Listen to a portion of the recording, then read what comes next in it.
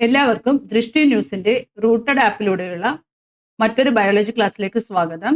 ഇന്ന് ബയോളജിയിലെ ശ്വസന വ്യവസ്ഥ അഥവാ റെസ്പിറേറ്ററി സിസ്റ്റം എന്ന ഭാഗത്തെ കീ പോയിന്റ്സ് ആണ് നമ്മൾ നോക്കുന്നത്.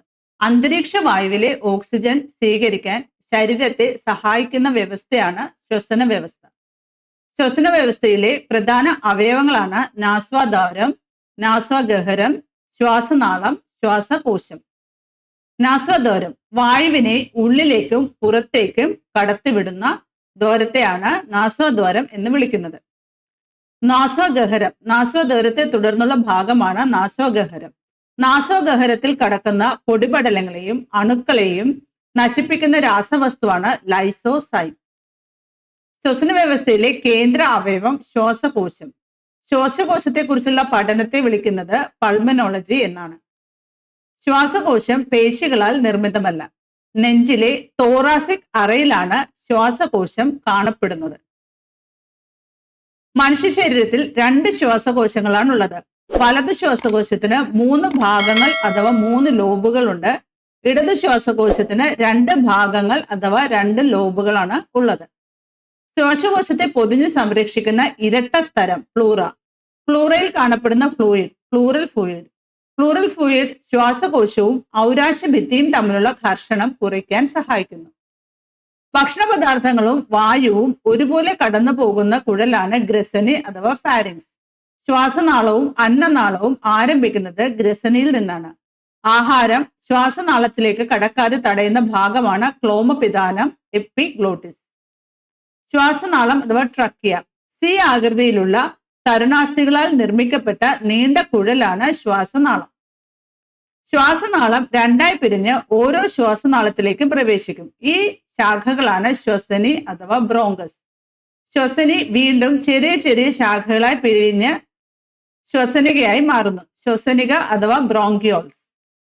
ശ്വസനികയുടെ അറ്റത്തായി കാണപ്പെടുന്ന വായു അറകളാണ് ആൽവിയോള. വായു അറകൾക്ക് ഇലാസ്തിക സ്വഭാവമാണ് ഉള്ളത്.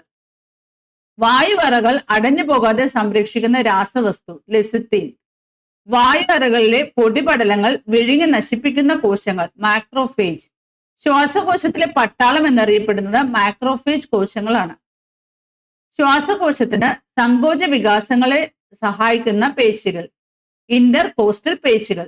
ശ്വാസകോശത്തിന്റെ സങ്കോച വികാസങ്ങളെ സഹായിക്കുന്ന പേശികൾ ഇന്റർകോസ്റ്റൽ പേശികൾ. ഔരാശയത്തിനും ഉദരാശയത്തിനും ഇടയിലായി കാണപ്പെടുന്ന പേശി നിർമ്മിത ഭിത്തി ഡയഫ്രം. ശ്വസന പ്രക്രിയയിൽ 2 പ്രധാന പ്രവർത്തനങ്ങളാണ് ഉള്ളത്. ഒന്നാമത്തത് ഉച്ഛ്വാസം അഥവാ ഇൻസ്പിരേഷൻ, 2 നിശ്വാസം എക്സ്പിരേഷൻ. വായു ഉള്ളിലേക്ക് എടുക്കുന്ന പ്രക്രിയയാണ് ഉച്ഛ്വാസം. വായു പുറത്തേക്ക് വിടുന്ന പ്രക്രിയയാണ് നിശ്വാസം.